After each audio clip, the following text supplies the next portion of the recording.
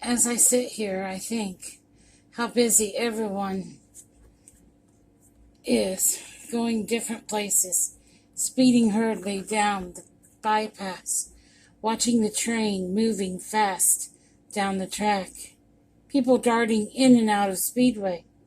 I think how we all hurry to catch one bus or another, meeting one person or another, watching the time, worrying about getting there on time.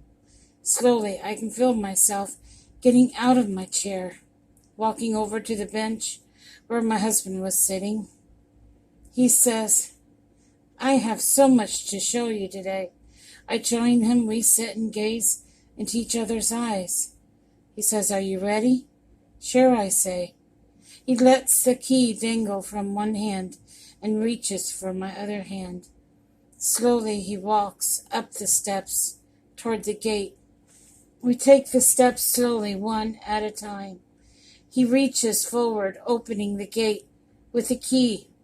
We walk in through the gates, slowly down the pathway, taking in the beautiful, sweet fragrance of flowers. The sun is so bright today. The whiteness around me is so bright, my eyes squint a little to see the beautiful sight. Christ in his robe and sash is sitting on a stone, a big one with children all around him. They are all giving little gifts to him that they made. He's saying thank you. One gave him a bag of tears. She had cried all day just to make it. He said, "A gift from the heart. I like that." She walked on, and a young boy came up to him and gave him a harp. He told Christ he used dandelion stems to make it.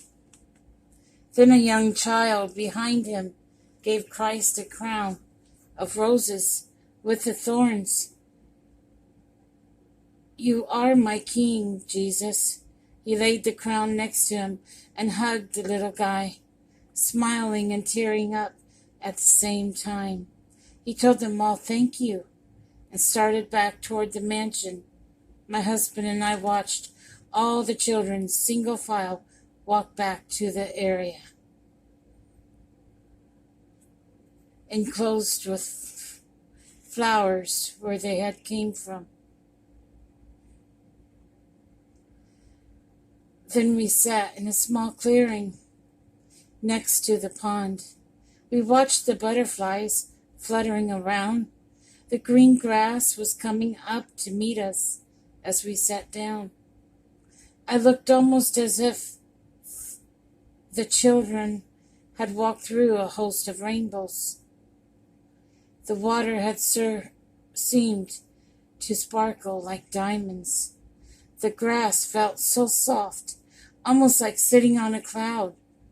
The fish were swimming around the pretty green frog that was sitting on the lily pad in the center of the pond. He was resting with his head to one side, as if to say hello. It was calm and seemed as if the whole world had slowed down.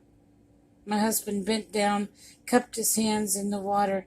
He brought it up to my mouth and said, "Drink."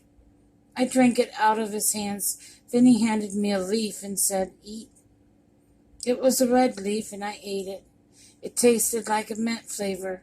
It was edible and delicious. He sat up and said, "We'd better go now." He acted like time was getting short. I said, "Okay." We walked some more down the walkway. We came up to the blue marble steps. He reached up and opened the mansion door. We walked in, looking around.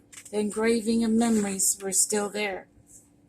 We looked ahead, seeing the doorway that had not been entered yet. It had a grandfather clock next to the door.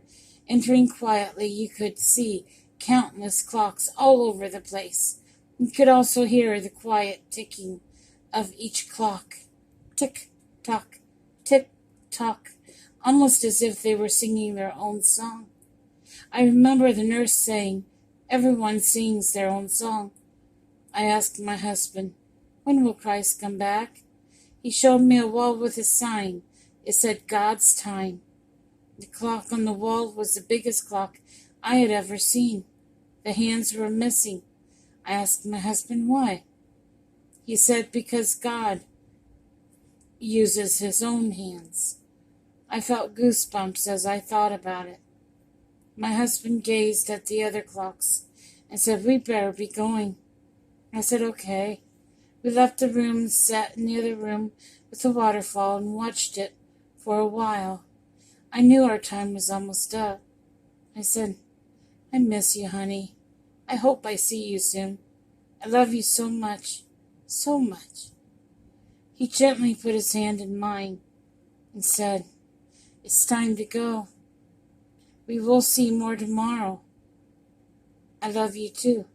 With that, he gently walked out with me out of the room. He quietly walked out the door of the mansion, back to the gate. He once again unlocked it, and I quietly slipped away, thus concluding my trip to heaven.